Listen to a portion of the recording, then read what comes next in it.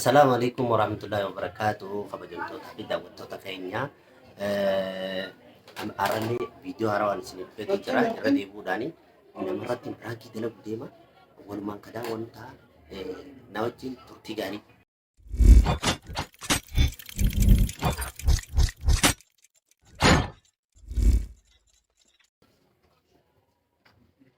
إرد والله أنجي سينكابتو ولا السلام عليكم كم نجا جرا الحمد لله كم مال جرت كم جرت نورا والله نورا نسبة إلى مانجو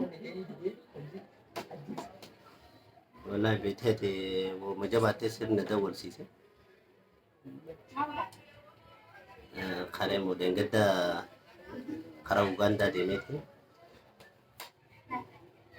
akkasitti osoo karaa deemuu nuti nama lama manni warri shiftaadhaa tokko nu qabee gaara nu geessanii akkasii halkan lama ammoo gaara keessa jirraa akkasii silkii jenereetara itti nu guutanii nu fidanii namatti dawwaladhaadhaa jedhanii beektaa. Yoo gartee hawaalaa waan nuti isin hin jenne hin buusne kalee teessan isin keessaa baafnee gurgurraa. Akkas jechuun jira nigaamee atis daddawwalteetuma ijoollee achi keessa jirtu mee itti dawwaliiti ni beekta kaanis akka jijjiru. Dawwallee kan silkii sidaa giseen waan ta'u jala sun taa'amte hin kaasne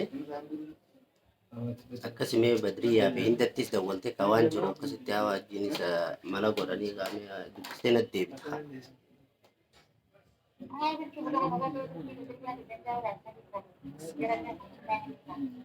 Kalas gaa hindumaaf waan inni dawwaltee dhigaa amma guyyaa lama keessatti yoo waan kana hin buufne nuti kalee teessanis maallaqa Itoophiyaa 200 buusaadha yaa.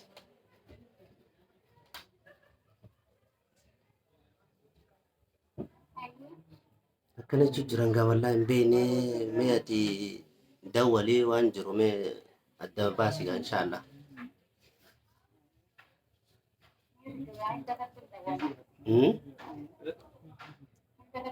Egaa uummanni beektaa kun ammaan tanaa kanatti beektee reefullee deebi'anii badriyyattillee dawwaleetiin jira.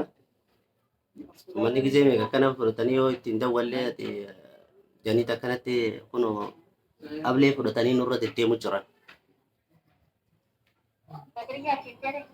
Badriyyaattiin itti dawwalee hin kaastu silkii hin kaastu. Yaa shabanni dhimmitun dhimma lubbuuti laaftutti ilaalin himee dafiitti itti dawwale hawaan isaan jaan hin beekne gaa himee itti dawwaleetiin natti himi gaa.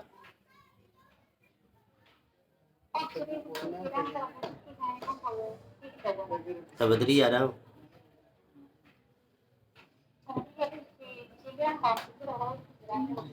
akkasii itti barreessu jirta.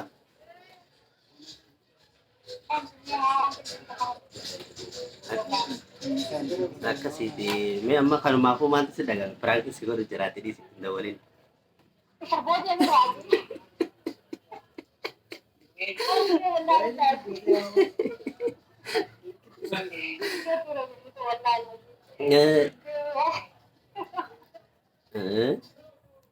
Mee amma maaltu si dagame dhuguma sanii namari diruu silkii keessa fiigu jirta marsanii fi firraa waan ijee firraatti dhiise. Rifattee? Muddii si jettee? Egaa.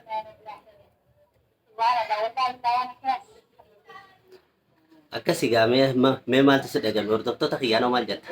Badriyyaa sammaa itti dawwalee badriyyaan boochee garaa kana na balleessite wallahi.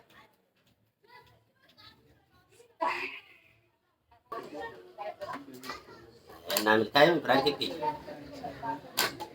Akkasitti miidiyaa gubbaa baate gaasii fi badriyyaa irratti eegalee duraan meeshaa wanti nuun dhufne amma jaayiza ta'e kan akkasii eegalee. Badriyyaa ammaan xiqqeessa si dura godhee akkasii amma hin daannaafe tartiibaan akkasii isin eegallaa keessa gaa.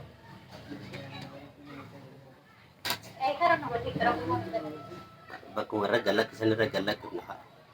Kanaafuu mee hordoftoota kiyyaan mee maal jettaan dhaamsa godhi.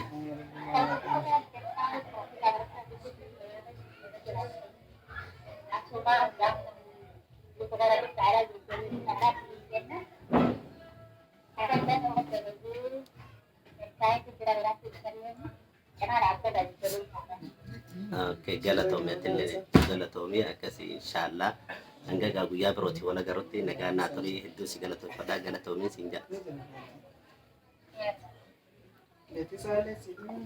Assalamualaikum warahmatullahi wabarakatuh. Kabajamtoota fi daawwattoota keenya.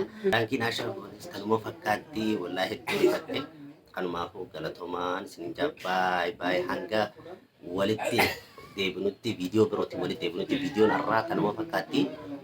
Video biraatiin hanga walitti deebinutti like, share, subscribe godhadhaa nu jajjabeessaa nu bira dhaabbadhaadhaa akka viidiyoo babbareedaadhaan isinii dhufnu nu jajjabeessaadhaa. Assalaamu alaikum warahmatullahi wabarakatuh. Isinii jira hordoftoota fi kabajamtoota kiyya like, share, subscribe godhuudhaan na bira dhaabbadhaan na jajjabeessaa isiniin jaa. Assalamu alaikum nagaan na jiraadhaa.